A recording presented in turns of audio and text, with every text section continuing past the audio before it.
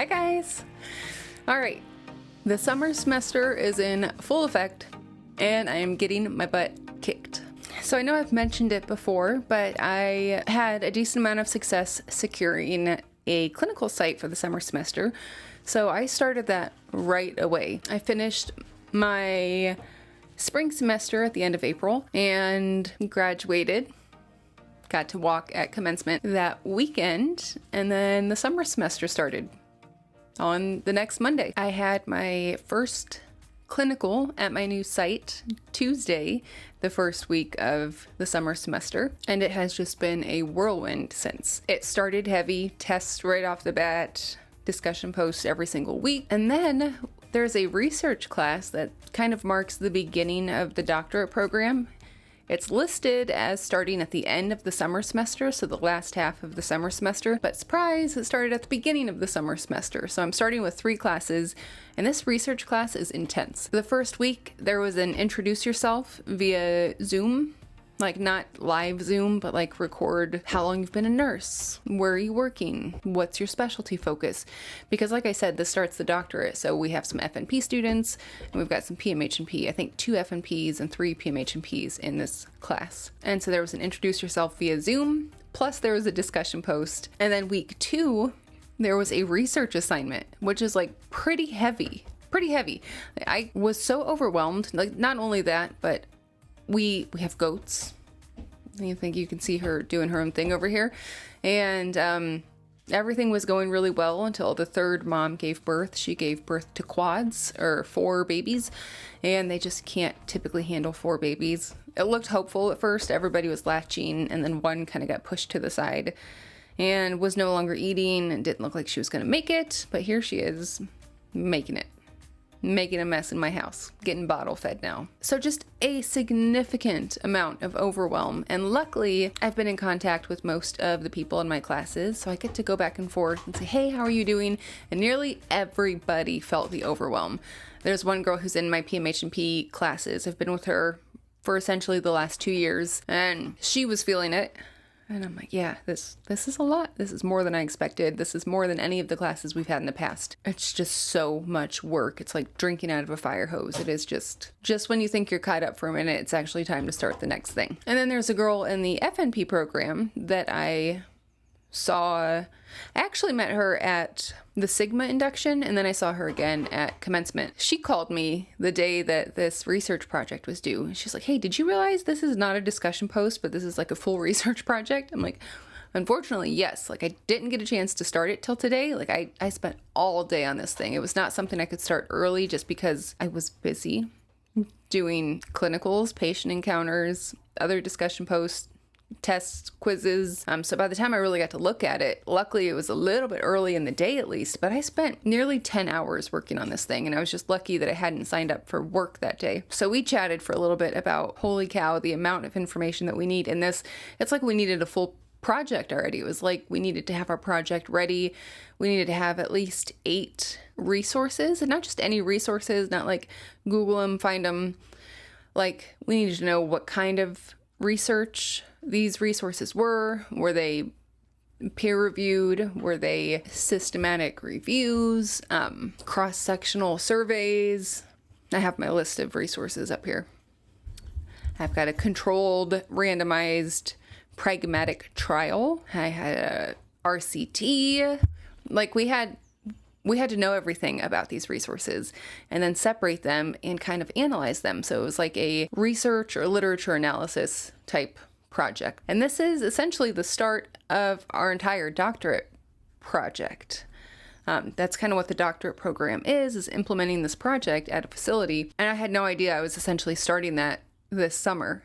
So I feel like this class is very important. I need to put actual time and effort into it and not just fly by the seat of my pants. But unfortunately, everything has been very fly by the seat of your pants. I'm barely holding on. I'm barely holding it together. I can just hope that as the next semesters come through, I can pull everything together and make some sense out of the work I'm doing right now. So let's talk about my clinical site. So I am at a private practice with a psychiatrist who's double board certified in psychiatry and sleep medicine. and she does a lot of therapy in her appointments. It's been very interesting. One of the things she really focuses on is CBTI or CBT for insomnia. And that's because she's got that sleep history. She does sleep studies. She evaluates sleep studies for one of the big hospital systems in the area. And she brings some of that into her practice. So they have this little ring that patients can wear in bed. Initially, when she told me about it, I kind of thought of the Aura ring, like, technologies that are kind of out there already. But it sounds like this is way more in depth. It's a little bit thicker, more substantial, but it's still better than less invasive than an in-lab sleep study where you're hooked up on all of your limbs and you've got like the EEG monitoring and everything. So she uses that to kind of get a baseline on her patients to do like an initial rule out of sleep apnea or a rule in of sleep apnea. And because of her training, she can order like CPAP and different therapies like that. So that has been very interesting to see.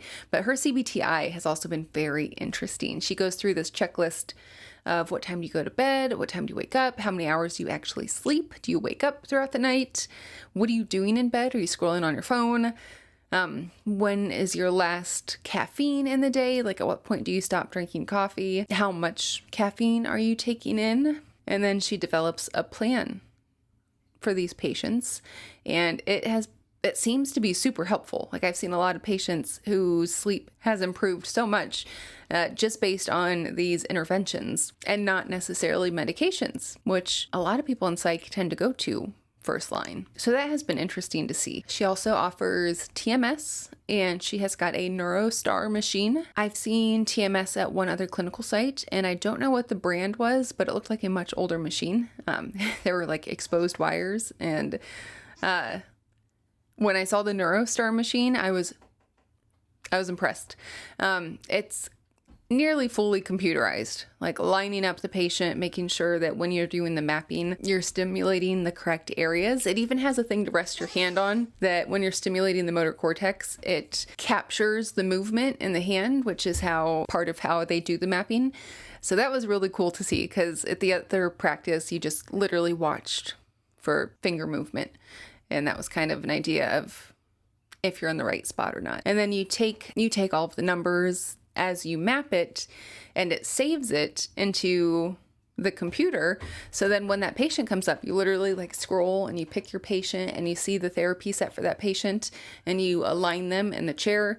And it's much more technical than what I've seen before, which is very cool. She also does Spravato. So I've seen a couple Spravato patients there, and she does that a lot differently. I wasn't super involved in the Spravato at the first place I was at. We saw the patients as like the prescribing providers, but we weren't there doing the actual administration and monitoring, but she does a lot of that. She specifically does the administration. I mean, all the patients do it, but she takes each package, Spravatos and nasal spray, and opens it for the patient and double checks that there are these little markers on each nasal spray that turn white when you've used the medication, so you know that that is now an empty cartridge and it doesn't have medication in it.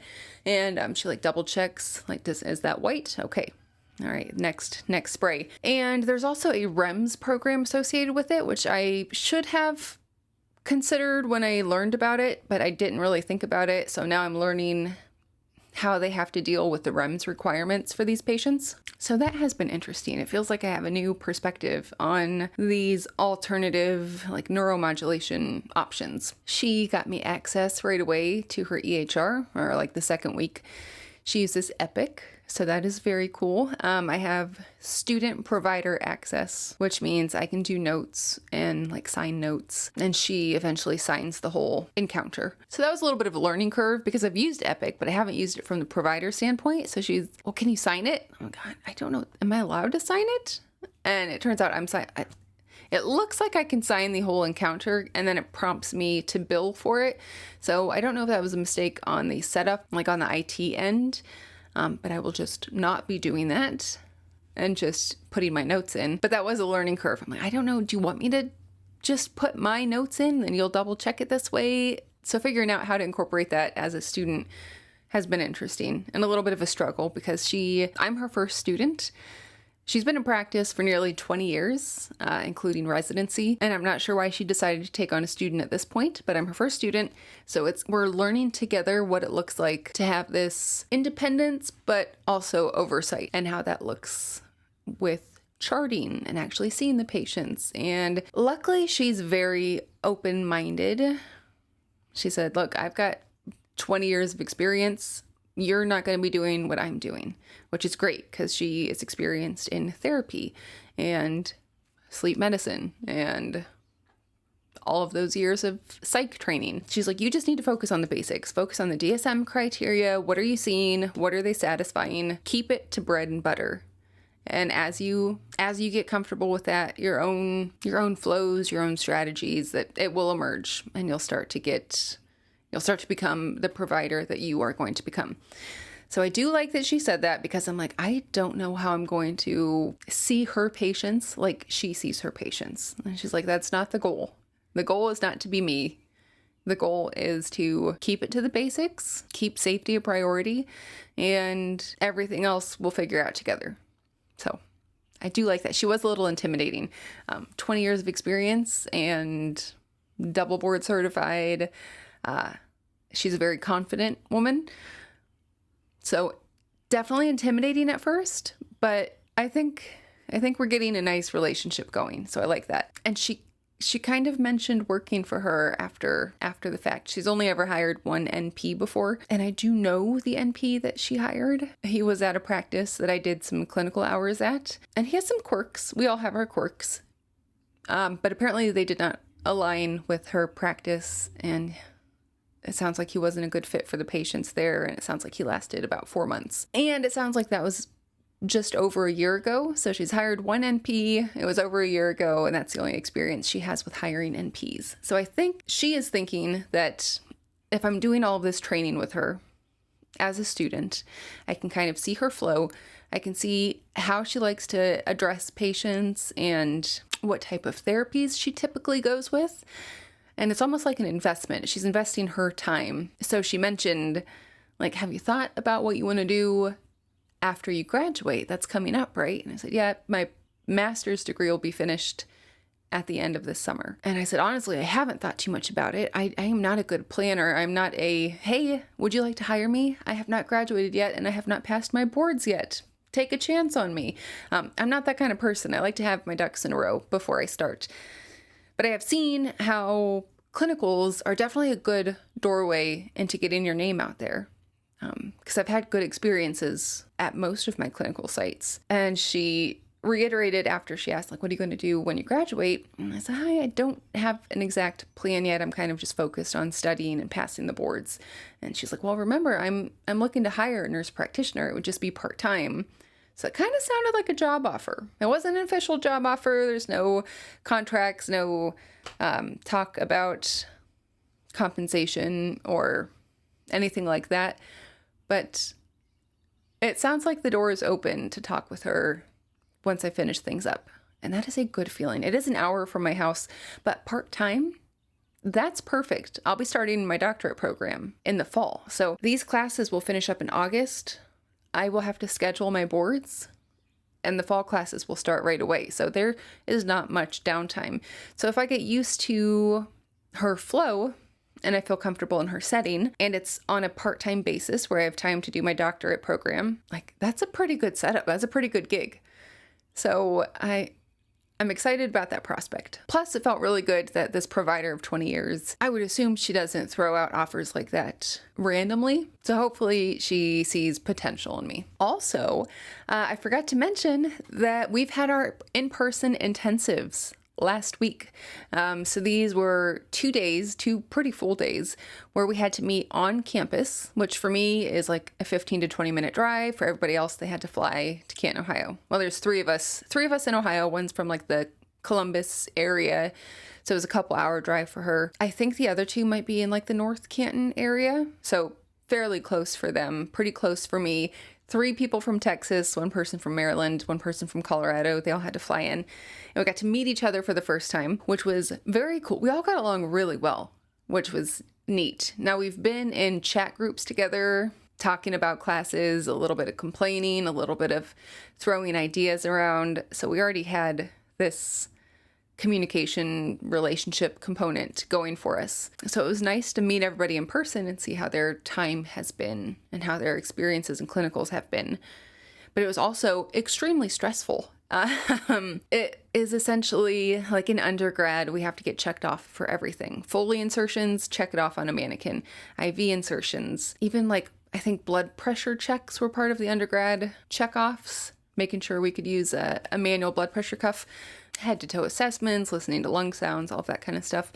So this was where we did our in-person checkoffs for our psych assessments. So we had to go in, and part of the school staff volunteered to be patients. And then we had PMHNPs volunteer to be graders. So we all got offices and we met our patients in the office, and then there was a certified PMHNP in the office with us. We had a chief complaint, and we had like 25 minutes to go through questions to kind of tease out a diagnosis. And if we needed or wanted it, we had 10 minutes where they would just sit there silently. It was like not part of, like not what you would do with a patient. It was our time to think. And then we had to present the case to the PMHNP. This is what I see. This is what the symptoms are. This is how she's presenting. This is my plan. And we also had to present the plan to the patient in a way that we might do in person, including like what medications we might choose, making sure we go over side effects, medication education, and things like that. So that was so nerve-wracking, but it wasn't bad. They're not trying to trick us. And I kind of had a feeling it was going to be like a depressed patient, because you learn that from day one. We've had major depressive disorder type patients since day one. So that was essentially my case, and it went really well. I got good feedback from the patient, from her point of view, as, you know, did I make her comfortable? Did I treat her like she was part of the planning process, and I wasn't just telling her what to do, but we were planning together what might work for her? And she had good feedback for me.